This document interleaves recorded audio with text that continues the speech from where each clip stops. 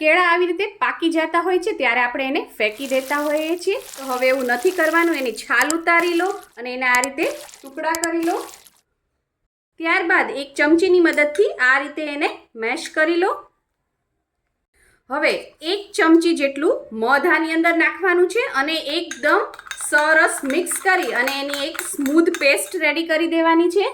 ત્યારબાદ આ પેકને તમારા ચહેરા ઉપર, ગરદન ઉપર, તમારા હાથ ઉપર આ રીતે 3 મિનિટ સુધી જેન્ટલી આ રીતે તમે મસાજ કરો. હળવા હાથે મસાજ કરવાનો અને ત્યારબાદ 2 મિનિટ સુધી આને રેસ્ટ દેવાનો. પછી ધોઈ નાખવાનું છે. સુકાવા દેવાની જરૂર નથી. સરસ પાણીથી ધોઈ નાખો. તમે જોઈ શકો છો રિઝલ્ટ. સ્કિન કેટલી સોફ્ટ થઈ ગઈ છે.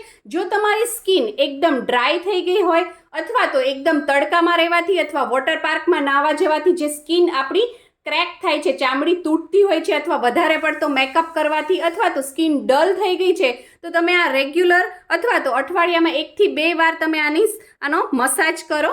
તમારી સ્કિન એકદમ સોફ્ટ બેબીઝ જેવી થઈ જશે.